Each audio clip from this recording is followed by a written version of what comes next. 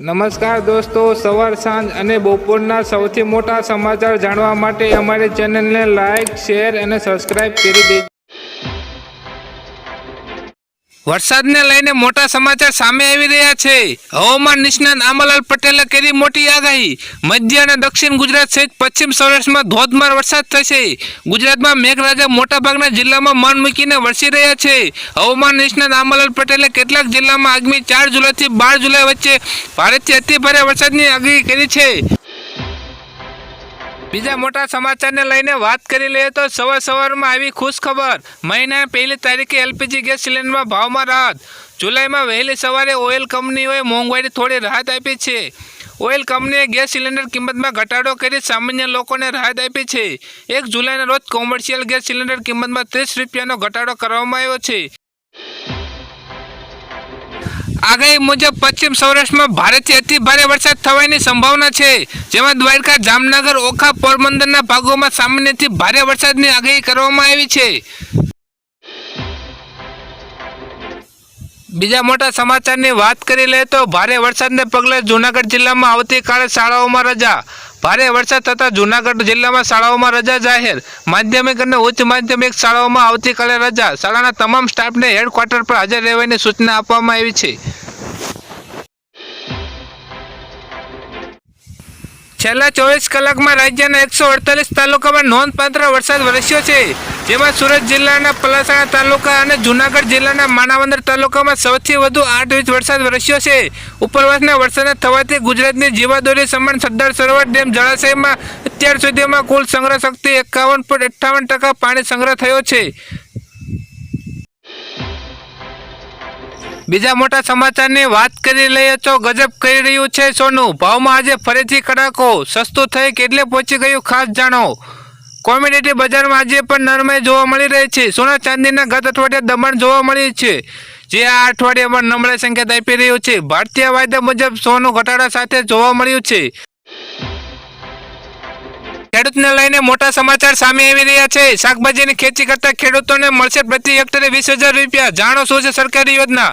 દેશના નાગરિકોને સ્વાસ્થ્યની ચિંતા કરીને કેન્દ્રીય સરકારે પ્રાકૃતિક કૃષિને અપનાવવા આહ્વાન કર્યું છે, જે અંતર્ગત ગુજરાત સરકારના દ્વારા મુખ્યમંત્રી ભૂપેન્દ્ર પટેલની ઉપસ્થિતિમાં નિર્ણય લેવાયો છે, જે અંતર્ગત રાજ્યના પ્રાકૃતિક કૃષિ પ્રોત્સાહિત કરતી વિવિધ યોજનાઓનો હાથ ધરાય છે. આ નવી યોજનાથી નાના ખેડૂતોને મોટો લાભ થઈ શકે છે. રાજ્યના કૃષિ વિભાગ દ્વારા શાકભાજીના પાકોમાં પ્રાકૃતિક ખેતી પદ્ધતિ અપનાવવા ખેડૂતોને પ્રોત્સાહન મળે તેવા નેક આશયથી આ વર્ષે નવી યોજના અમલમાં મૂકવામાં આવી છે.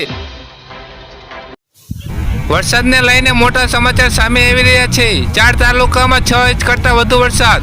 41 તાલુકામાં 1 ઇંચ, 122 તાલુકામાં સામાન્યથી 1 ઇંચ સુધી વરસાદ. સમગ્ર ગુજરાતમાં સાર્વત્રિક વરસાદ વરસ્યો છે. આજે સાંજના 6 વાગ્યા સુધી રાજ્યના 202 તાલુકામાં વરસાદ નોંધાયો છે, જેમાં સૌથી વધુ દેવભૂમિ દ્વારકાના કલ્યાણપુરમાં 7 ઇંચ જેટલો વરસાદ નોંધાયો છે. ત્યારે 4 તાલુકામાં 6 ઇંચ કરતાં વધુ વરસાદ પડ્યો હતો. 4 તાલુકામાં 5 ઇંચ કરતાં વધુ વરસાદ. જ્યારે સુરેન્દ્રનગર જિલ્લાના ચુડા તાલુકામાં આવેલું વંસળ જળાશય 100% છલકાતા હાઈ એલર્ટ.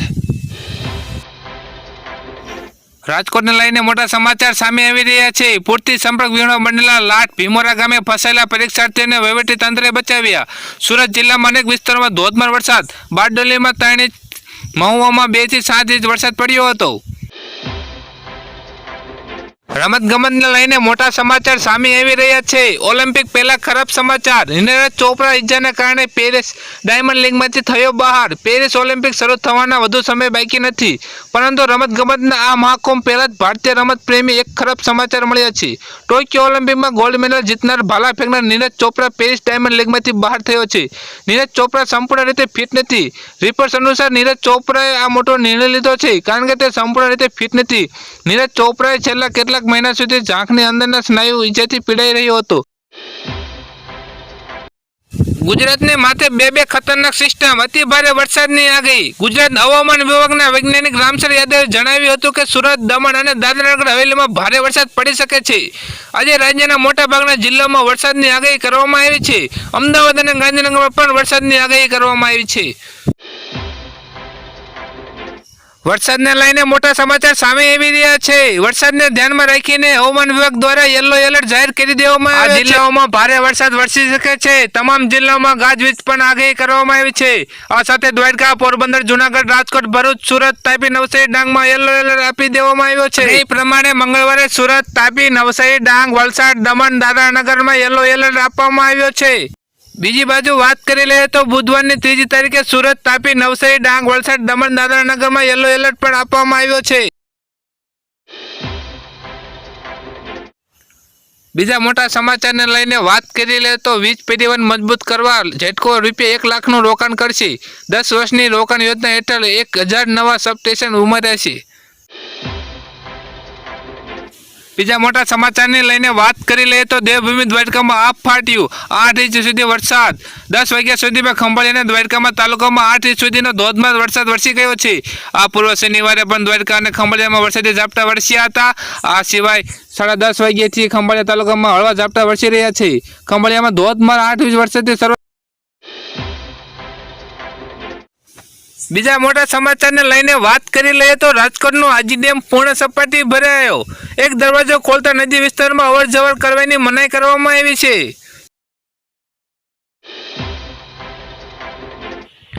લોનાવાલામાં પિકનિક મનાવવા ગયેલા એક જ પરિવારના 5 લોકો નદીમાં તણાયા. 3ના મોત, 2ની શોધખોળ ચાલુ છે. બીજા મોટા સમાચારની વાત કરી લઈએ તો ભારતીય ટીમ વર્લ્ડ ચેમ્પિયન બની ગયું છે. ત્યારે બીજી બાજુ ચોંકાવનારા સમાચાર સામે આવી રહ્યા છે. ભારતીય ઓલરાઉન્ડર રવિન્દ્ર જાડેજાએ આંતરરાષ્ટ્રીય T20 ફોર્મેટ અલવિદા કહી દીધું છે. તો હવે ભારતના વડાપ્રધાન નરેન્દ્ર મોદીએ રવિન્દ્ર જાડેજાની નિવૃત્તિ પર પોસ્ટ કરી છે. આ પોસ્ટમાં PM મોદીએ રવિન્દ્ર જાડેજાને ખૂબ વખાણ કર્યા હતા. ભારતના વડાપ્રધાન નરેન્દ્ર મોદીએ પોસ્ટમાં લખ્યું છે કે પ્રિય રવિન્દ્ર જાડેજા, તમે ઓલરાઉન્ડર તરીકે શાનદાર રમત બતાવી છે. ખેડૂતો માટે સારા સમાચાર સામે આવી રહ્યા છે. ખેડૂતો ખેતી માટે, પિયત માટે રાત્રે વીજળીના બદલે દિવસે વીજળી મળે તેવી માંગ ખેડૂતો કરી રહ્યા હતા. ત્યારે ખેડૂતોને રાત્રિના બદલે દિવસે વીજળી પૂરી પાડવા માટે આ બજેટમાં કિસાન સૂર્યોદય યોજના હેઠળ 1500 કરોડની જોગવાઈ કરવામાં આવી છે.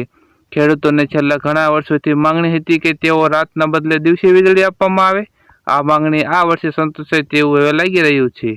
બજેટમાં ખેડૂતોના દિવસે વીજળીને આપવા તેવી જોગવાઈ કરવામાં આવી છે, પરંતુ હજી તે અમલમાં ક્યારે આવે તે હવે જોવાનું બાકી રહ્યું છે. બીજા મોટા સમાચારની વાત કરી લઈએ તો 1 જુલાઈથી એટલે કે સોમવારથી દેશભરમાં પોલીસને લગતા નવા કાયદા લાગુ પડશે. 51 વર્ષ જૂના CRPC બદલીને ભારતીય નાગરિક સુરક્ષા સંહિતા લાગુ થવા જઈ રહી છે. પહેલાં તમારે FIR નોંધાવવા માટે પોલીસ સ્ટેશન જવું પડતું હતું. નવા કાયદા મુજબ તમે FIR નોંધાવી શકો છો. ગુજરાતમાં મેઘરાજાએ આજે દક્ષિણ ગુજરાતને ગમરોળી દીધું છે. સુરત શહેરના સુરતના તાલુકામાં મેઘરાજાએ તાંડવ મચાવી 6 ઇંચથી પણ વધુ વરસાદ પડતા ઠેર ઠેર રસ્તાઓમાં પાણી ઘૂસી ગયા હતા. નીચાણવાળા વિસ્તારોમાં પાણી ભરાઈ ગયા હતા. વાહન ચાલકોને પાણી ભરાતા મુશ્કેલીમાં મુકાયા હતા. હવામાન વિભાગે જણાવ્યું છે કે સૌરાષ્ટ્ર કચ્છ ચોમાસું સક્રિય હતું. આજે સવારથી અત્યાર સુધીમાં રાજ્યના 204 તાલુકામાં વરસાદ જોવા મળ્યો છે, જેમાં સૌથી વધુ સુરતના પલાસણમાં 153 મીમી વરસાદ નોંધાયો. ખેડૂતો માટે સારા સમાચાર સામે આવી રહ્યા છે. ખેડૂતો ખેતી માટે, પિયત માટે રાત્રે વીજળીના બદલે દિવસે વીજળી મળે તેવી માંગ ખેડૂતો કરી રહ્યા હતા. ત્યારે ખેડૂતોને રાત્રિના બદલે દિવસે વીજળી પૂરી પાડવા માટે આ બજેટમાં કિસાન સૂર્યોદય યોજના હેઠળ 1500 કરોડની જોગવાઈ કરવામાં આવી છે. ખેડૂતોને છેલ્લા ઘણા વર્ષોથી માંગણી હતી કે તેઓ રાતના બદલે દિવસે વીજળી આપવામાં આવે. આ માંગણી આ વર્ષે સંતોષાય તેવું હવે લાગી રહ્યું છે. બજેટમાં ખેડૂતોના દિવસે વીજળીને આપવા તેવી જોગવાઈ કરવામાં આવી છે, પરંતુ હજી તે અમલમાં ક્યારે આવે તે હવે જોવાનું બાકી રહ્યું છે. 65 લાખ લોકોને 7000 પેન્શન મળશે. કેબિનેટમાં 1 જુલાઈથી પેન્શન વધારવાની ચર્ચા થઈ રહી હતી. આ હેઠળ આપવામાં આવતી રકમ 3000થી વધીને 4000 કરોડનો નિર્ણય તેમને મંજૂરી આપી હતી. નક્કી કરવામાં આવ્યું છે કે 1 જુલાઈથી વધેલા પેન્શનને ઘરે ઘરે પહોંચાડવામાં આવશે. ચૂંટણીમાં આપેલા વચન મુજબ તેમાંથી દરેકને છેલ્લા 3 મહિના સાથે મળીને આગામી 7000 રૂપિયાનું પેન્શન મળશે. 65 લાખ લાભાર્થીઓને આ રકમનું વિતરણ કરવામાં આવશે.